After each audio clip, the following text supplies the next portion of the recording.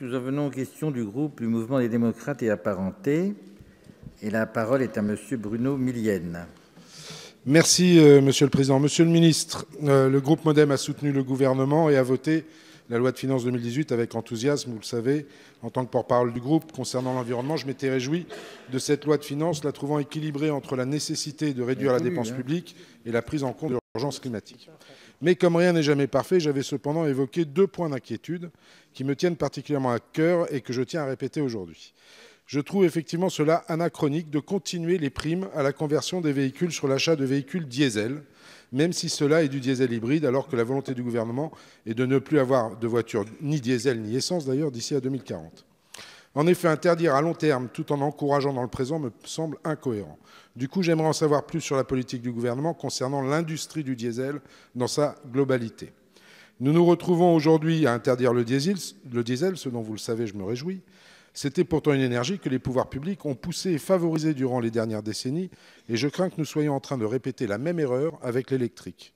Bien plus protecteur de l'environnement comparé aux véhicules utilisés actuellement, cette énergie n'est pas exempte de défauts et il ne faudrait pas tout miser dessus au détriment d'autres alternatives tout aussi vertes. Je vous remercie. Merci. Monsieur le ministre, vous avez la parole. Oui, Monsieur le Président, Mesdames, Messieurs les députés, Monsieur le député Bruno Millienne, merci pour votre question, elle vous tient à cœur. Un de mes premiers déplacements ministériels était dans votre circonscription pour aller à la rencontre de Zoé, notre célèbre véhicule électrique construite dans cette belle usine, qui est la fierté française, qui est Renault à Flins. Vous l'avez rappelé, nous avons des objectifs importants en matière de mobilité, notamment en 2040 avec l'arrêt de la vente des véhicules thermiques, avec effectivement une politique de rattrapage du diesel sur l'essence, que ce gouvernement assume aussi pour des raisons de santé publique, pas uniquement que pour la planète, mais également de santé publique. 50 000 morts prématurées chaque année liées aux particules du diesel, cela doit nous amener à réagir tant qu'il est encore temps. Alors, d'une part quand même sur les primes à la conversion, mais vous le savez, c'est votre provocation pour me faire réagir, elles sont utiles puisqu'elles sont des amortisseurs importants sociaux qui permettent à beaucoup de Français d'engager justement son changement de véhicule. Sur les critères, peut-être qu'il faudra réévaluer les choses, mais je vous l'avais dit devant la commission du développement durable dont vous êtes commissaire, monsieur le député, que le gouvernement était prêt à ce que le Parlement, au cours de cette année 2018, évalue le taux de recours à cette prime à la conversion, savoir pour quel véhicule elle a servi, pour quelle mutation elle a permis de procéder. Donc ça, c'est quelque chose qui sera évidemment à mener. Et dans le cadre du Green New Deal voulu par le ministre d'État, dit accélérateur de la transition écologique, il faut effectivement qu'il y ait une part belle faite à l'innovation. Donc il n'y a pas que l'électrique, il y a aussi déjà toujours la recherche sur les batteries, bien évidemment autour de l'électricité, mais surtout sur l'hydrogène. La question aussi doit être posée des nouveaux modes de transport maritime, routier. Là aussi, un certain nombre de choses ont été dites dans le cadre des assises de la mobilité. Et donc l'année 2018 est aussi l'année de l'innovation et de la recherche en lien avec les grands partenaires industriels français. Merci. Nous en venons à la question que va poser Madame Sarah El Haïry. Merci, Monsieur le Président. Mes chers collègues, Monsieur le Ministre, ma question va porter sur la loi des servitudes de marchepied. Cette servitude, créée à l'origine pour permettre une aide à la navigation, puis dont les bénéfices ont été étendus aux pêcheurs en 1965, puis aux promeneurs en 2006, impose aux propriétaires de laisser le libre passage sur 3,25 mètres le long des cours et plans d'eau domaniaux qui bordent leur propriété. En 2015, la loi relative à la transition énergétique pour la croissance verte est venue modifier une nouvelle fois ce texte, en précisant notamment les situations où les servitudes pouvaient être détournées. Cependant, ce texte peine toujours à être appliqué. En effet, des situations de blocage perdurent, tout comme les conflits entre les promeneurs et les propriétaires riverains, notamment sur les bords de l'Erdre, la plus belle rivière de France, pour reprendre évidemment les termes de François Ier. Ces derniers refusent de laisser passer les randonneurs en invoquant à la fois des arguments liés au respect de leur vie privée et des arguments liés à la protection de l'environnement aussi, alors que des piétons invoquent leur droit de passage, droit consacré depuis 2006, mais qui n'a jamais pu être réellement appliqué. De plus, le cumul des textes réglementant les berges, les rivières et les lacs pose la question de leur cohérence, voire même des conflits de loi. en particulier l'article 341 et suivant du Code de l'environnement, relatif aux sites inscrits et classés, limite donc les possibilités d'aménagement et de modification, ce qui peut être contradictoire du coup, avec l'ouverture des berges à un public toujours plus important. En effet, leur fréquentation est croissante par le nombre de promeneurs et peut nécessiter des aménagements afin d'assurer la sécurité des personnes et des biens. Cette loi ne semble pas à même, en tant que telle, de résoudre certaines problématiques, notamment environnementales, liées au passage des servitudes de marchepied. C'est pourquoi, Monsieur le ministre, je souhaite savoir quelles sont les suites qui peuvent être données à ce dossier et les instructions que le ministère peut donner pour que les points de blocage soient levés afin de permettre une application apaisée de cette loi. Je vous remercie. Merci. Monsieur le ministre, vous avez la parole. Oui, Monsieur le Président, Mesdames, Messieurs les députés, Madame la députée LRI, merci pour votre question très technique, avec effectivement un certain nombre de conséquences liées à la loi de transition énergétique. Sachez qu'un rapport, d'ailleurs, a été commis par le Conseil général de l'environnement et du développement durable fin 2016, début 2017. J'ai la délicatesse de vous le ramener, donc je pourrais vous le donner à la fin de cette séance. Et ce rapport sur effectivement le cas très conflictuel de l'Erdre au nord de Nantes a enchaîné sur un second rapport sur la situation générale de la mise en œuvre de la servitude de marchepied en novembre dernier, donc il est tout récent.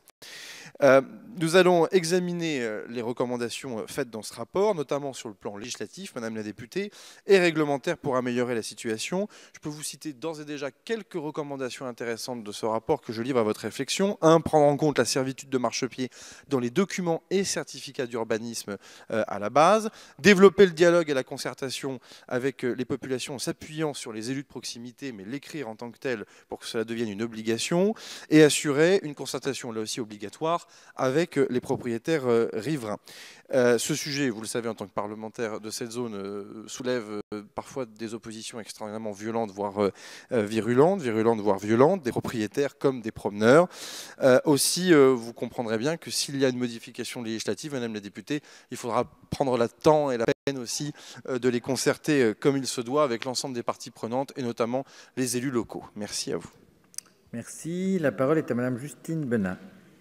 Monsieur le Président, Monsieur le Ministre, mes chers collègues, l'Observatoire régional de l'énergie, du climat et ses partenaires ont présenté en juillet dernier les chiffres clés de l'énergie en Guadeloupe pour l'année 2016. Alors que l'année 2015 enregistrait déjà une croissance de nos consommations d'énergie finale de l'ordre de 2% par rapport à 2014, avec une augmentation de près de 2% de nos consommations énergétiques liées à l'électricité et de près de 4% dans le secteur des transports. 2016 vient confirmer cette trajectoire qui éloigne progressivement la Guadeloupe des objectifs fixés par la programmation pluriannuelle de l'énergie. Ces résultats invitent donc l'ensemble des acteurs à redoubler d'efforts pour mieux maîtriser nos consommations énergétiques et favoriser plus amplement l'émergence de potentiels énergétiques locaux.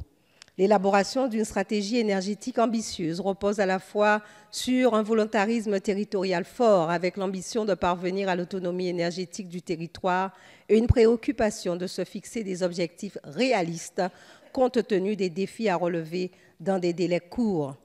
Mes chers collègues, l'éventail des ressources d'énergie renouvelable et les possibilités de diversification du mix énergétique dont dispose la Guadeloupe sont considérables. La Guadeloupe bénéficie d'un fort ensoleillement tout au long de l'année, de la présence de vents réguliers et constants, particulièrement sur le Nord Grande-Terre. Irriguée par 82 cours d'eau, Basse-Terre peut exploiter l'énergie hydraulique.